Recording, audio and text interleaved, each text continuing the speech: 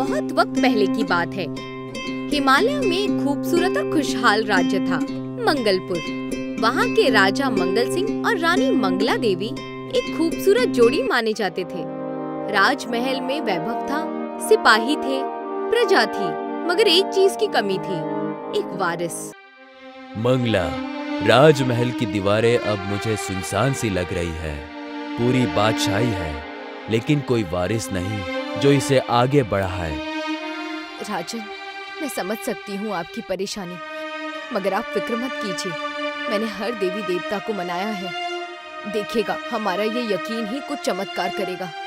जानता हूँ, इसलिए मैंने तय किया है कि इस बार हम पूरे बादशाही के साथ मिलकर हाँ यज्ञ करेंगे, ताकि हमें देवी देवताओं के साथ सबकी दुआएं मिले। राज्य में घोषणा कर दी गई, 7 दिन का बड़ा सा यज्ञ होगा। राज पंडित को बुलाया गया, मंत्रोच्चारण शुरू हुआ। प्रजा ने भी साथ दिया। हर शाम राजा रानी पूरी श्रद्धा भाव से हवन में शामिल होते। राजन, देवी ने संकेत भेजा है, आपके घर एक बलशाली पुत्र का जन्म शीघ्र ही होगा। वो बादशाही का रक्षक बनेगा, लेकिन क्या आचार्य? उसका जन्म सरल नहीं होगा। उसके जन्म की घड़ी बहुत मुश्किल होगी और कुछ विपदाएं भी आ सकती हैं। कोई बात नहीं राजन, मैं इस इम्तिहान को सह लूंगी। बस देवी माँ उसे सलामत इस दुनिया में भेज दे। ठीक कहा बेगम ने। अगर राजकुमार का जन्म मुश्किलों से घिरा तो हम उसका मिलकर मुकाबला करेंगे। राजमहल में खुशहाली फैल गई। हर दिन देवी के मंदिर में दीप जलाए जाते थे। रानी का खास ध्यान रखा जाने लगा। महीनों बीत गए और एक दिन रानी पेट से हुई है। जल्द ही संतान का जन्म होगा। हे माँ, आज हमारी प्रार्थनाओं का फल मिलने वाला है। राजमहल में रानी मंगला के पेट से होने की खबर से जश्न का माहौल था। पूरा मंगलपुर दीपों से सज चुका था। हर गली में ढोल नगाड़े बज रहे थे। मगर इस खुशी के साथ एक हल्की सी फिक्र की रेखा भी छिपी हुई थी। भविष्यवाणी की वो चेतावनी जो ब्राह्मणों ने दी थी। लेकिन इन सब के बावजूद पहले 3 महीने शांति से गुजर गए। न रानी को कोई तकलीफ हुई, न कोई संकेत मिला। सबको लगने लगा कि शायद वो भविष्यवाणी बस एक भ्रम था। राजन, 3 महीने बीत चुके हैं, ना कोई मुश्किलें आई, ना कोई चिन्ह। लगता है भविष्यवाणी सिर्फ एक खौफ थी। हाँ, मुझे अब यकीन होने लगा है कि देवी माँ ने हमारे ऊपर विशेष एहसान किया है। बस हमारे राजकुमार का खुशामदीन करना है। लेकिन चौथे महीने के आते आते सब कुछ धीरे धीरे अजीब होने लगा। दासी, मुझे आज कुछ मीठा खाने का मन कर रहा है, बहुत मीठा, जैसे रसगुल्ला, गुलाब जामुन, गुड़ वाली खीर। रानी साहिबा, आपने तो कल ही मीठा खाने के लिए मना किया था। हाँ, लेकिन अब मेरा मन मान नहीं रहा है, इसलिए अभी लेकर आओ। अगले कुछ दिनों तक रानी सिर्फ मिठाइयाँ ही खाती रही। पूरा राजमहल गुलाब जामुन और खीर की महक से भर गया। राज्य वैद्य भी चकित थे, मगर किसी ने विरोध नहीं किया। मगर कहानी यही नहीं रुकी। 5वें महीने में, दासी जरा जंगल से कुछ हरे पत्ते ले आओ, नीम की, तुलसी की, कोई भी। रानी साहिबा, जंगल की पत्तियां? हाँ, मुझे वही खानी है। उसे खाने का मन कर रहा है, वरना मैं कुछ नहीं खाऊंगी। दासी दौड़कर वैद्य और राजा को बुलाती है। मंगला, ये क्या कर रही हो तुम? पत्ते खाने से जिस्म पर असर पड़ेगा। लेकिन राजन, मैं खुद को रोक नहीं पा रही हूँ, मुझे वही खाना है। हर दिन रानी किसी नए पेड़ की पत्तियां मांगती। कभी बेल, कभी नीम, कभी आम के पेड़ के नीचे उगी घास। फिर 6ठे महीने में शुरू हुई मिट्टी की तलब। उसके बाद 7वें महीने में रानी को केवल चटपटा और तीखा खाना भाने लगा। हर दिन नया खाना, नई तलब और नई मुसीबत। 8वें महीने में तो रानी से रंग बिरंगे पत्थरों, फूलों और अलग अलग रंगों की मिठाइयों की मांग होने लगी। राजा और सब तो इस सबसे बड़े परेशान थे। राजन, मैंने ऐसा गर्भकाल कभी नहीं देखा।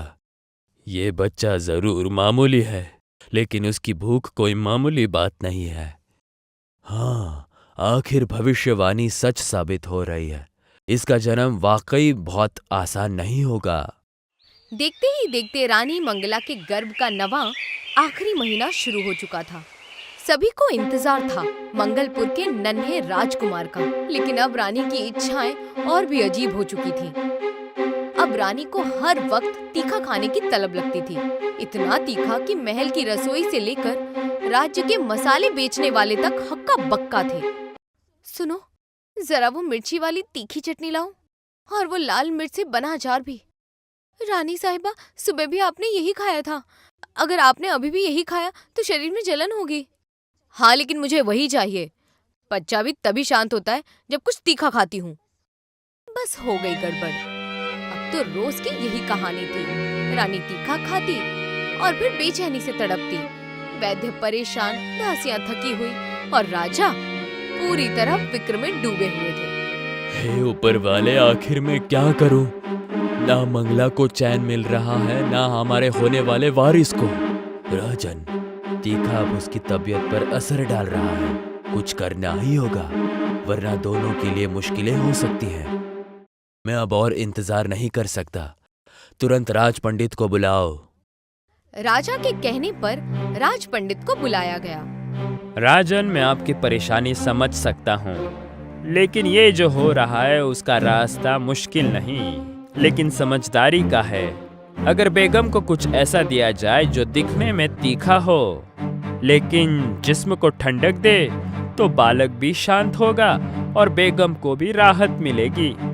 मगर ऐसा क्या बना सकते हैं जो तीखा भी लगे और ठंडक भी दे? राज्य पंडित के बताए हल के बारे में सुनकर राजा और भी परेशान हो चुका था। उसने तुरंत अपनी सलाहकार रामू से बात की, जिस पर रामा ने एक तरकीब लगाई। राजन, यदि हुक्म दें तो मैं एक रास्ता निकाल सकता हूँ। मैं एक ऐसा खाना बनाऊंगा जो रानी के जायका को खुशी भी देगा और जिस्म को भी ठंडा करेगा।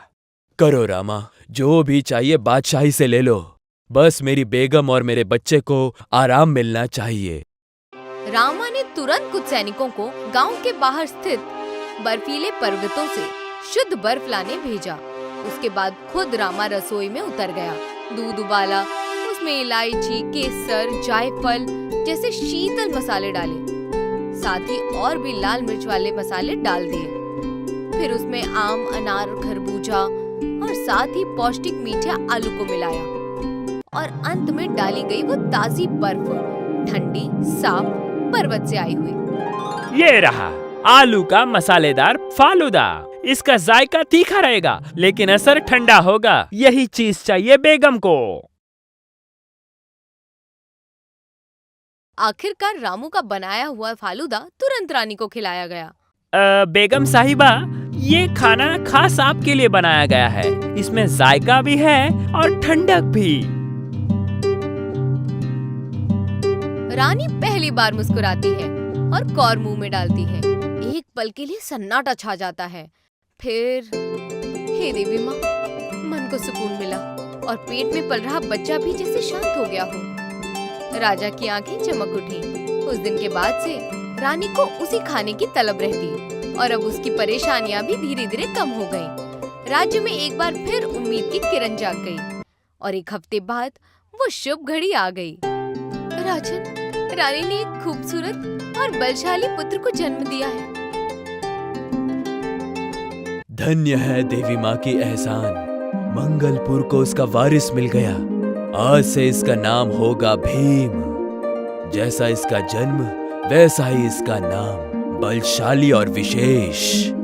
आखिरकार मंगलपुर में फिर से ढोल नगाड़े बजने शुरू हो गए, दीप जलाए गए, नाच गान हुआ। हर ओर बस एक ही नाम था, राजकुमार भीम, जिसने जन्म के साथ ही बता दिया कि उसकी जिंदगी आम नहीं बल्कि असाधारण होगा।